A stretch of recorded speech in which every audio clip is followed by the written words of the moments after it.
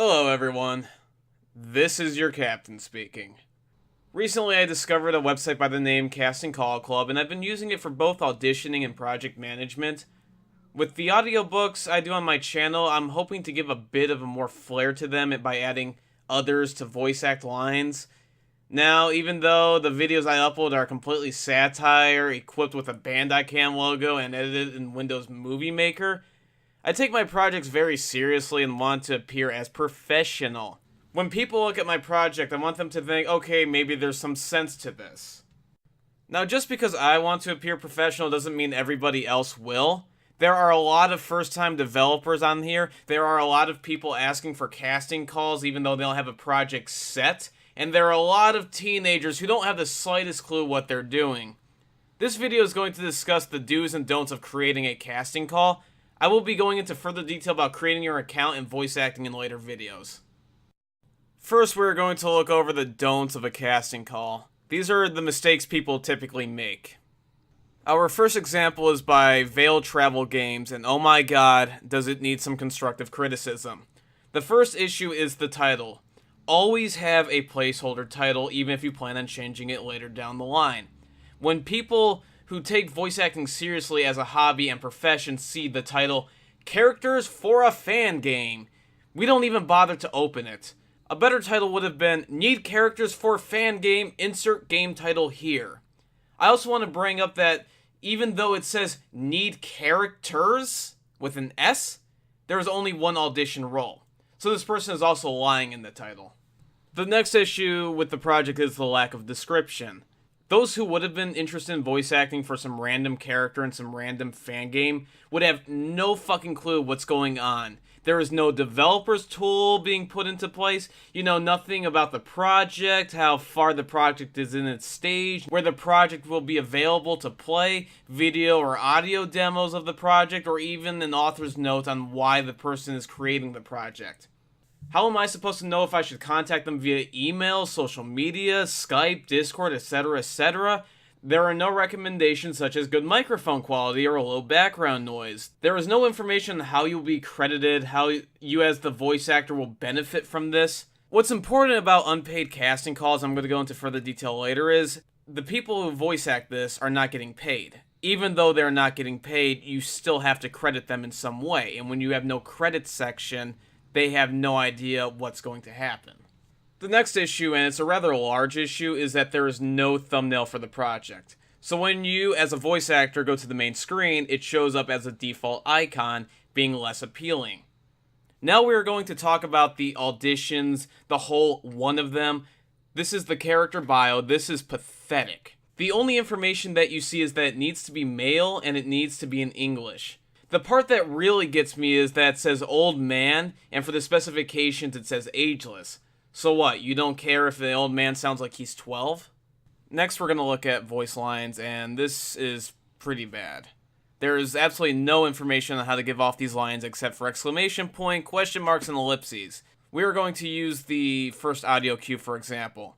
How do you want me to say this? Do you want it neutral, threatening, relaxed, calm, quiet, tired, excited? Now, when you're putting up these audition lines, it's not 100% important to add the phrase, say it relaxed, but it is still recommended, that way people know how it should sound. Veil Travel Games, if you ever come across my video, don't take it as an insult, take it as constructive criticism to appear more professional. We are now going to look at the casting call for a project called Puffletown. What's nice is there is a description available. What isn't nice is how piss poor the description is. They did a basic job telling you what's going on. They inform you that this is their first puppet show, their part in the project, what they need help with, and the rules. The problem is this person did not go into enough detail. Tell us more about the puppet show. Give us a plot, setting, character design, literally anything other than this is my first puppet show series. The rules, no cursing and have fun, are not rules. Rules include meet deadlines, microphone quality, act age appropriate. Now, I'm not going to go into the same details as I did with the first casting call we looked at. You already know that there isn't a form of communication, credit, and thumbnail available. Next, we are going to talk about the project auditions. Those character bios and audition lines are terrible. You give me absolutely no information about this character, how the hell do you expect me to say something I think would fit?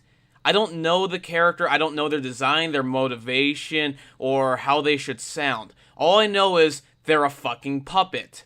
Second, if the puppeteer is the one controlling the puppet, shouldn't the same person be voicing both lines? Third, it says for Carly voice, this is the voice only. Well, what the hell is the puppeteer supposed to do? Are they voice actors as well? Are they literally puppeteers who move the strings? What the hell is going on? Finally, we're going to look at a casting call for Minecraft the Mystery. If you want me to make more videos giving constructive criticism on projects, that way you yourself have a better idea of what's going on, please leave a comment.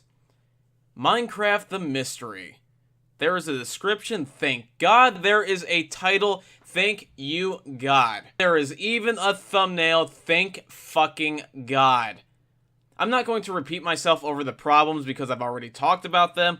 The issue I have with this project compared to previous ones is the age restriction. Must be 12 or older.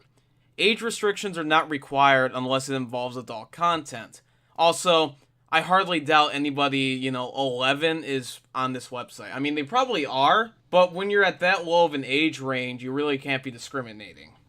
The project developer did an average job with the characters, but they still did it right.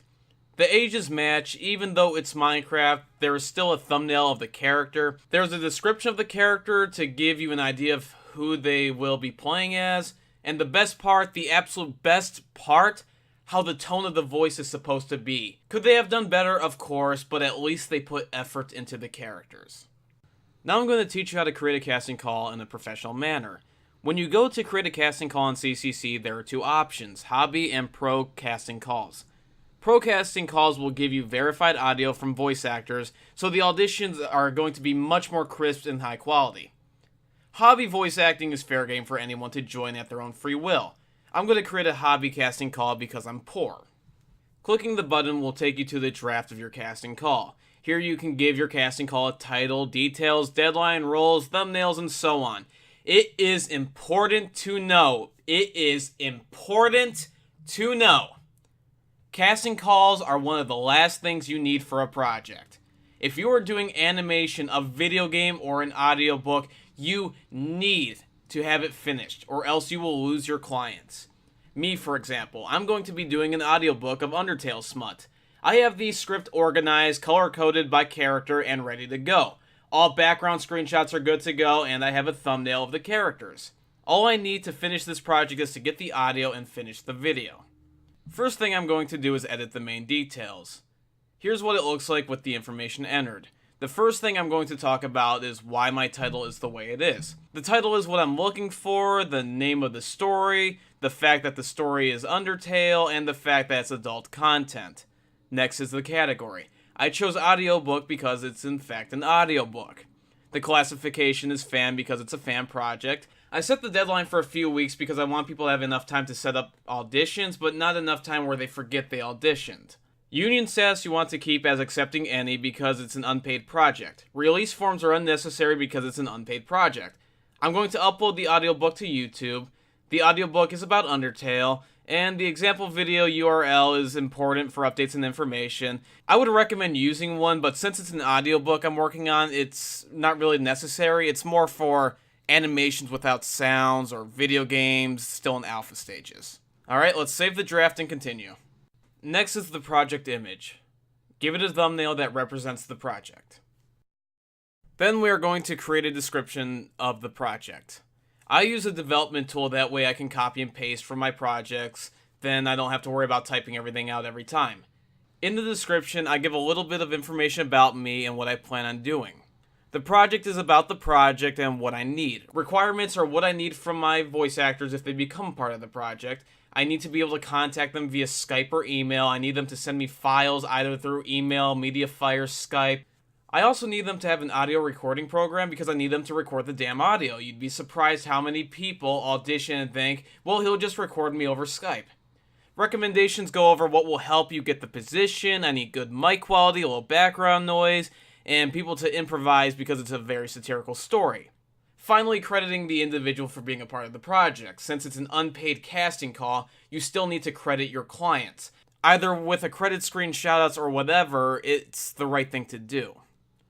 Alright, let's save and continue. Finally, the roles people will audition for. I'm going to show you how to do one role, and that's the role of the narrator. For the name of the character, I chose narrator for the specific reason. Payment is 0 because it's an unpaid project. The narrator has the most words, therefore they're the lead. Gender, I don't care for. Age, I don't care for. Language, doesn't matter. Accent doesn't either. For audition lines, I copy-paste what was in the story with a bit of editing to them. Finally, the description.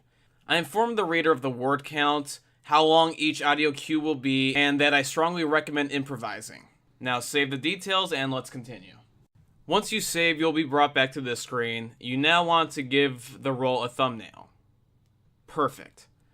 Now to finish the other roles. Now that those roles are done, let's get this published.